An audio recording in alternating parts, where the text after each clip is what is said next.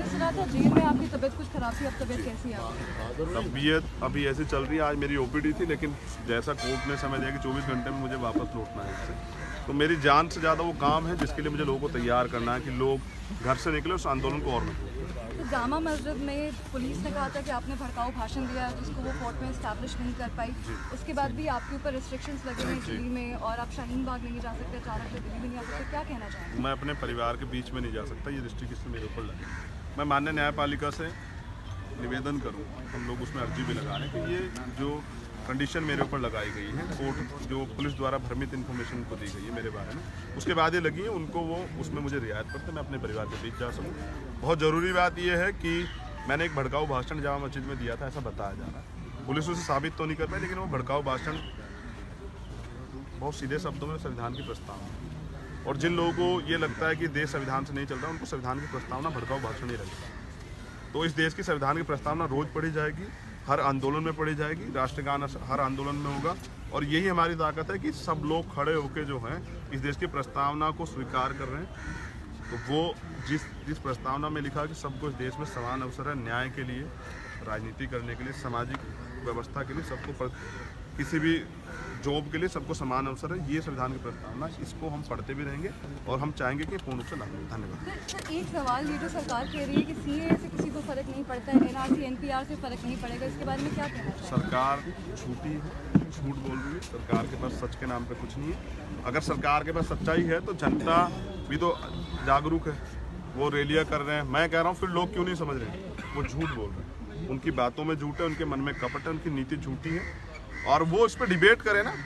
जो लोग एनआरसी का विरोध कर रहे हैं, प्रधानमंत्री आके डिबेट करें, गृह मंत्री डिबेट करें। लोकतंत्र में ऐसा नहीं होता है जो गृह मंत्री जी कह रहे हैं कि नहीं एनआरसी पूरे देश में लागू करो, ये क्या वो हुई? वो तो एक संवैधानिक पद पे बैठे हैं, उनको उसकी गरिमा समझनी चाहिए, जनता की आवाज़ को सुनना चाहिए। जनता ने तो बनाया है, जनता अगर नहीं चाहती तो कानून को वापस लेने, खत्म होगी बात। सर एक चीज़ और है कि यहाँ पे एक जो बात फैलाई जा रही है कि सिर्फ मुस्लिम है जो कि विरोध कर रहे हैं सीए का या एनआरसी का, क्या कहना चाहेंगे? देखिए पूरा मुल्क विरोध कर, इस देश के दलित विरोध कर, क्योंकि सबसे बड़ा नुकसान उन्हें होगा, क्योंकि 54% दलितों पे सरकारी आंकड़ा एक गज जमीन नहीं, हम कहाँ से दिखाएंगे? तो मेरा तो 54% परिवार डिटेंशन कैंप में भेज देंगे, मैं तो लड़ूंगा।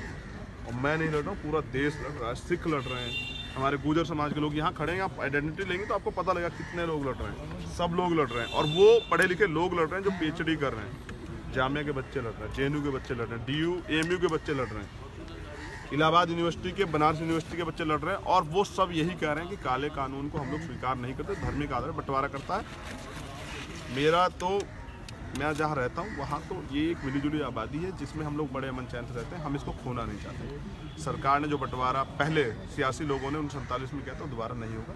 जब तक हम लोग हैं, जब तक मैं जिंदा हूँ, तब तक तो नहीं। बहुत बहुत दिल्ली में चुनाव लड़ेंगे? बताएंगे, बहुत जल्दी बताएंगे। चंद्रशेखर आजाद हैं, उनसे बात करते हैं। चंद्रशेखर जी, आप ये बताइए, आप जिसको कह रहे हैं कि देश विरोधी कानून है, काला कानून है, मगर गृह मंत्री ये कह रहे हैं इस कानून से भारत में रहने वाले ना मुसलमान नहीं आराम से, वो सही कह रहे हैं, इस जगह वो सही कह रहे हैं। CAA से भारत में रहने वाले लोग खतरा नहीं है, तो मैं कह रहा हूँ एनआरसी की क्या जरूरत है, NPR की CAA लागू कर दीजिए। अगर वहाँ कोई तकलीफ में, तो यही तो भारत की ताकत है कि अगर किसी को भी सताया जाएगा तो भारत उसको सम्मान भी देगा, रहने की जगह भी देगा। पहला भी हमने तो किया है।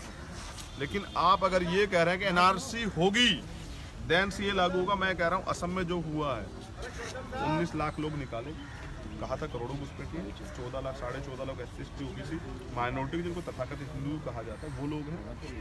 उन पे सरकार क्या कर रही है, सरकार बताए। वो कैसे निकले, ये भी सरकार बताए। 4.5 लाख मुसलमान, उनके लिए क्या कर रही है? उनकी जान की जो कीमत जो है उसका मूल्य क्या है, जीवन का मूल्य, उसकी क्या अर्थ है, उसको डिटेंशन कैंप में क्यों रखा गया है, उनके साथ वहाँ क्या हो रहा है, उनको सुविधाएं मिल रही है नहीं मिल रही है, उनके अधिकार क्यों खींच के गए? इन सारे सवालों का जवाब देने के लिए प्रधानमंत्री को कह रहे हैं कि डिटेंशन कैंप बनेंगे। झूठ बोल रहे हैं। कर्नाटक में डिटेंशन कैंप बना है, सुप्रीम कोर्ट का एक आदेश है, हमने पढ़ा, अखबार में था, वहाँ उसमें बने हुए हैं। पश्चिम बंगाल में बनाने की बात कर, ये झूठ बोलते हैं। इन्होंने सच बोला कहाँ है? हमेशा से झूठ बोला प्रधानमंत्री ने, गृह मंत्री ने हमेशा से झूठ बोला। क्या क्या नहीं झूठ बोले? 2 करोड़ रोजगार देंगे, दिया। देखिए कितने बेरोजगार लोग खड़े हैं। कहते थे हम सबका साथ सबके विकास की बात करते हैं, आज मुसलमान ऐसे सुरक्षित महसूस कर रहा है, दलित ऐसे सुरक्षित महसूस कर रहे हैं, पिछड़े वर्ग के लोग ऐसे सुरक्षित महसूस कर रहे हैं। ये कौन सी बात हुई? आप कहते थे महंगाई कम कर दें, की प्याज 200 रुपये किलो हो रहा है, कोई बात नहीं कर रहा है। कह रहे थे रुपए की कीमत जो है देश के सम्मान से, रुपया देखिए कितने निचले स्तर पर चला गया। तो आप लगातार जो कह रहे हैं वो उसके अपोजिट काम कर रहे हैं। तो मैं कैसे नहीं मानूं कि जो ये कह रहे हैं कि इससे किसी का नुकसान नहीं हुआ, पूरे देश को नुकसान हो। नोटबंदी की बात की थी, 15 लाख रुपए देने की बात की, सब में जीरो। आप सड़क पे आंदोलन करते हैं, अभी इस तक समय में आपके ऊपर बहुत सारी पाबंदियां हैं, तो अब आप कैसे आंदोलन को आगे करेंगे? देखिए, इस देश का कॉन्स्टिट्यूशन ताकत है और उसकी ताकत के आगे सब आदमी कौन है? सरकार में कोई नहीं, और ये जनता के अदालत है। वो कॉन्स्टिट्यूशन की ताकत हमारे पास है, उस ताकत से और उसके अकॉर्डिंग हमने न्यायपालिका हम दोबारा जा रहे हैं, उनसे रिक्वेस्ट करेंगे कि जो भ्रमित इन्फॉर्मेशन आपको देखेंगे माननीय न्यायपालिका, आपको जो भ्रम किया गया है वो कंडीशन हम पे ना लागू है। मैं भी आज़ाद नागरिक हूँ, देश में दलित समाज का कमजोर वर्ग का बेटा हूँ, मुझे इजाज़त है कि मैं देश की राजधानी में घूमा। देश की राजधानी में नहीं घूमा तो कहाँ जाऊँगा? किसी और देश की राजधानी में घूमने जाऊँगा? मेरा तो इलाज भी यहाँ चल रहा है, मेरी तो अभी कोर्ट डेट यहीं पड़ेगी। मेरे परिवार के लोग यहाँ रहते हैं, मेरी बहनें माताएं जो हैं शाहीन बाग में प्रोटेस्ट कर रही हैं, वो मेरे लिए दुआएं कर रही हैं। दिल्ली की तो सारी मस्जिदों में मेरे लिए दुआएं हो रही हैं। तो अगर मैं अपने परिवार के बीच में नहीं जाऊँगा तो कहाँ जाऊँगा? ये मेरा घर है। पंचकुला भगवान वाल्मीकि मंदिर में यहाँ नहीं आऊँगा तो कहाँ जाऊँगा? तुगलकाबाद जिसके लिए मैंने आंदोलन किया, 65 दिन जेल में रहा, 92 लोग मेरे साथ जेल में रहे, मैं वहाँ नहीं जाऊँगा तो कहाँ जाऊँगा? अगर मैं ये भी पाबंदियाँ लागू हो जाएंगी तो फिर लोकतंत्र बचेगा कहाँ? तो राजशाही हो जाएगी। न्यायपालिका हमारी बात सुनेगी। मेरी एक सवाल है, हर बार ऐसा क्यों होता है कि चुनाव से पहले कहीं पर भी आप आंदोलन करते हैं, चुनाव से पहले आपके अरेस्ट क्यों हो जाते हैं? हाँ, ये गजब का सवाल है। मैंने ये अभी गलतफहमी एक व्यक्ति की और दूर करी, आपकी भी गलत। जब यूपी में इलेक्शन खत्म हुई, यूपी में मार्च में सरकार बनी, उत्तर प्रदेश में योगी जी जिसका नेतृत्व कर रहे हैं, मुख्यमंत्री हैं। उसके बाद मई में हमारे लोगों को मारा गया और जून में मैं गिरफ्तार हुआ। उसके बाद में 1.5 साल जेल में रहा, 16 महीने, जिसमें मेरे ऊपर एनएसए मिली। इनकी सरकार बनी तो इन्होंने तानाशाही की। ये चुनाव के बाद होता है, चुनाव से पहले इससे फ़र्क नहीं पड़ता। कहीं भी कुछ होगा तो अभी मैं चूरू के लिए आंदोलन हमने प्रोटेस्ट किया था थाना गाजी के लिए राजस्थान में, वहाँ कोई चुनाव नहीं। ये झूठ फैलाया जा रहा है, क्योंकि देखिए अगर मेरे लोग सताया जाए, ये देश के 85% बहुजन समाज को सताया जाएगा, देश के गरीब को सताया जाएगा, तो चंद्रशेखर घर नहीं बैठेंगे इस डर से कि उनको जेल भेजा जाएगा। जेल मंजूर है, गुलामी मंजूर नहीं है।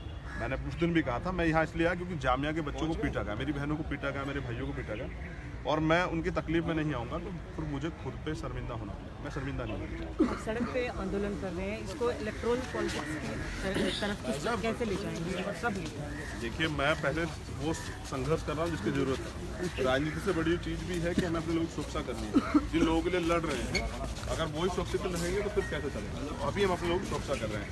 राजनीति मेरे लिए सेकंड लिस्ट है, तो बहुत छोटी सी। सबसे पहले हमारे लोग सुरक्षित रखना, उनके अधिकारों को सुरक्षित रखना, सुरक्षा करना, ये महत्वपूर्ण है। इस पे काम जारी है। मैं साउथ की चैनल से हूँ, तो साउथ की लोग जानना चाहेंगे आपकी और मायावती जी का रिलेशनशिप और रिश्ते मतलब कैसा है आप दोनों का? बहुत अच्छे हैं, वो मेरी बुआ जी है और मैं उनका पूर्ण सम्मान करता हूँ। मैंने कभी नहीं सीखा कि परिवार के बड़ों का